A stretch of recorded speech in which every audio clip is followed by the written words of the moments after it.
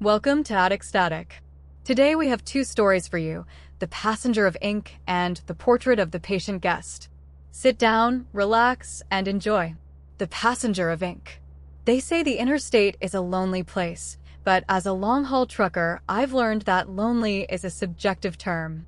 When you spend 14 hours a day inside the humming metal shell of your cab, silence isn't just the absence of noise, it's a presence in itself. It started on a Tuesday, during a stretch of highway so flat and desolate that the horizon seemed to stitch itself into a single, unending line. I was hauling a load of industrial machinery from Ohio to Nebraska, the steady rhythm of the tires against the asphalt acting as my metronome. My coffee was cooling in the holder, and the heater was humming a low, comforting tune. That's when I saw the first note. It was tucked into the crack between the driver's seat and the door. A small, rectangular slip of paper. I hadn't put it there. It read, asterisk, the air is heavy today. Asterisk, I froze. My hand instinctively went to the steering wheel. The handwriting was unmistakable. It was my own.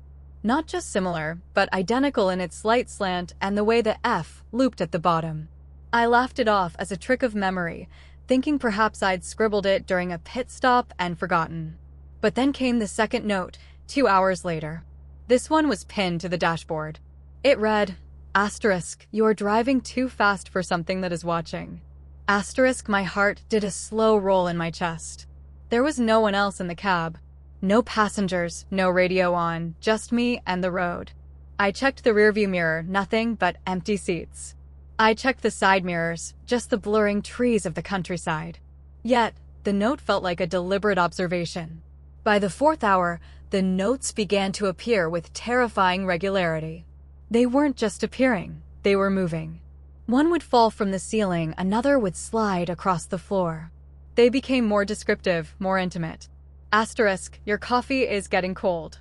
Asterisk, I hadn't even looked at my mug yet. Asterisk, the wind sounds like a sigh. Asterisk, it was as if someone or something was sitting in the passenger seat, observing my every move and recording them in real time. Then, the handwriting started to change its personality. The notes became more frantic. Asterisk, don't look at the clock yet. Asterisk, I hesitated, then glanced at the glowing numbers on the dash. They were stuck at 3:14. It didn't move for 3 minutes. Asterisk, is it getting colder? Asterisk, another note appeared, this one damp as if a drop of water had fallen on it. I felt a prickle of sweat on my neck. I wasn't just reading notes anymore. I was being interrogated by my own subconscious. Or so I told myself to keep from screaming. But the closer I got to the Nebraska border, the more the notes started to anticipate things I hadn't done yet. Asterisk, you will blink now. Asterisk, I did. Asterisk, your heart is starting to race. Asterisk, it was. Backslash, then came the note that made my breath hitch in my throat. It wasn't a description of the present. It was a warning about the immediate future. Asterisk, something is standing right behind your left shoulder. Asterisk, I felt the hair on my arm stand up. I didn't turn my head. I was terrified of what I would see. For a moment, the cab felt pressurized, as if the air were thickening like syrup. Then, the final note appeared. It wasn't tucked into a crack or pinned to the dash. It was placed perfectly in the center of the steering wheel, right in my line of sight. It didn't say, the road is long or the sun is setting. It said, asterisk, stop trying to act like I'm not here. Asterisk, that was the moment the confession finally forced its way out of my throat. For 3 hours, I had been terrified of a ghost, an intruder, or a glitch in reality. But as I stared at those words, the truth hit me with the force of a physical blow. I wasn't just writing these notes because something was there. The something was my own shadow, not the literal shadow cast by the headlights, but a secondary consciousness, a twin soul that lived in the periphery of my mind. It had been trying to communicate with me throughout the long haul, using my own hand as its voice. I reached out and touched the note, then looked at my right hand, the one that hadn't been holding the wheel. There was a faint smudge of ink on my thumb. I realized then that whenever I blinked, or when my eyes drifted for just a millisecond, my other hand would move with a mind of its own, grabbing the nearest scrap of paper and scribbling a thought before returning to my lap. I wasn't driving alone. I was in a constant dialogue with myself. With a sigh of relief that felt like a weight leaving my chest, I reached into the glove box, pulled out a fresh pen, and wrote one final note on a blank scrap of paper. Asterisk, thank you for keeping me company. Asterisk, I laid it down on the seat, took a sip of my now cold coffee, and drove the rest of the way into the morning light, finally at peace with the silent partner in the cab. And now, our next story. The portrait of the patient guest. I'm sitting at the kitchen table today, the sun finally peeking through the grime of the farmhouse windows, and for the first time in 3 days, my hands have stopped shaking. They say inheriting a house is a gift, but they rarely mention that you also inherit its secrets. My grandfather left me this sprawling, lonesome farmhouse, a skeletal structure of gray wood and fieldstone tucked into a valley where the wind seems to have a voice of its own. I moved in last week, seeking silence, only to find a different kind of noise waiting for me. It began on the first night. The house was nearly empty, save for the dust and the heavy scent of old wax. While unpacking, I found a mahogany bureau in the hallway. Inside were 3 photographs, stacked like a deck of cards. They were sepia-toned, captured in a small parlor that looked remarkably like my own living room. In each photo, there was a man standing in the corner near a heavy velvet curtain. He was tall, thin, and wore a charcoal suit. In the first photo, he was barely visible, a silhouette of shadows blending into the wallpaper. By the second night, I felt it. The silence wasn't empty, it was expectant. As I sat by the fire, my eyes drifted to the photographs on the mantel. I noticed something that made my breath hitch. In the second photo, the man in the charcoal suit was no longer a shadow. He had stepped forward. His head was tilted slightly to the left, and his face, pale and elongated, was now clear enough to see a faint, unsettling smile. But more importantly, he wasn't just standing by the curtain anymore. He was closer to the center of the frame. I went to bed that night with a feeling of eyes on my back. I woke up at 3 a.m. to a soft thump from the hallway. When I sat up, the room felt colder. I looked toward the mantel. The man in the photo seemed to have shifted again. In this third image, he was standing directly in front of the velvet curtain, his hand reaching out as if he were about to touch something just beyond the lens. That's when the atmosphere of the house changed from old to occupied. The floorboards began to groan in a rhythmic pattern, like footsteps moving through the hall whenever I turned my head away. I started noticing small things: a chair pulled out an inch, a door left slightly ajar, and the persistent feeling that the air was being displaced by something unseen. On the third day, I found a fourth photo tucked into the back of the bureau. My heart hammered against my ribs as I pulled it out.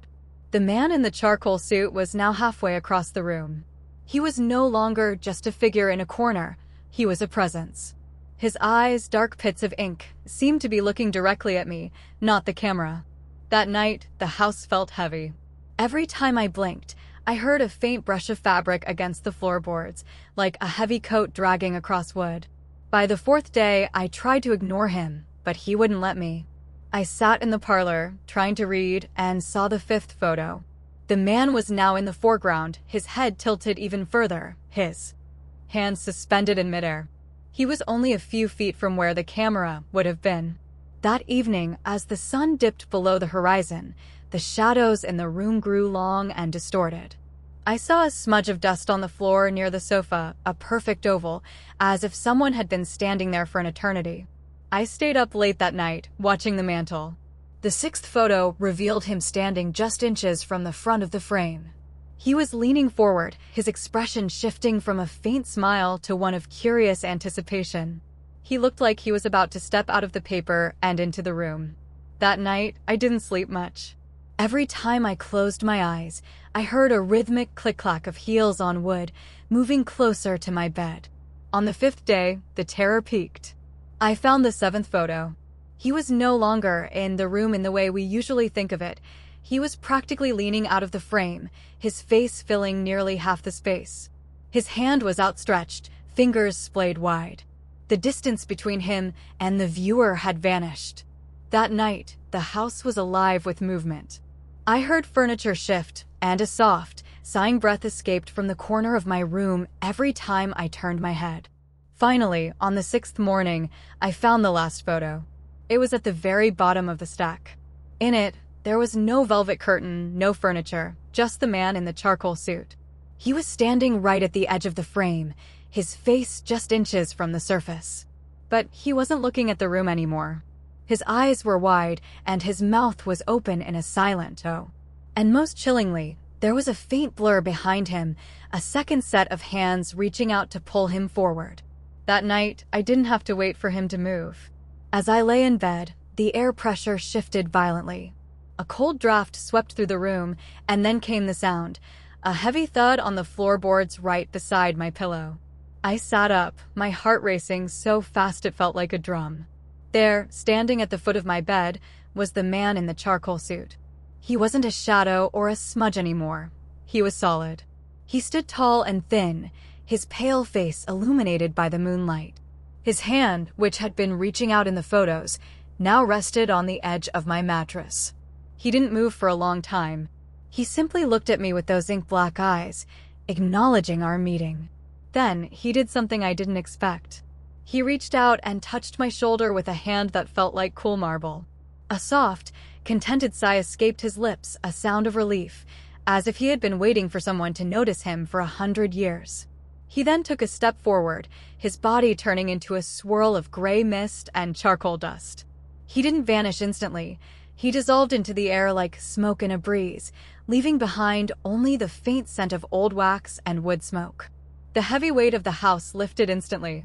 The silence was no longer expectant, it was peaceful. The next morning, I woke up to find the manor perfectly still. I walked to the mantel and picked up the last photo. The man was no longer leaning forward in a state of anticipation. He was standing straight, his eyes closed, a look of perfect peace on his face. He wasn't waiting anymore. He had finally arrived. He was no longer a guest in the photograph. He was the master of the house, and I was his final companion. The end. Subscribe for more horror stories, and make sure to like.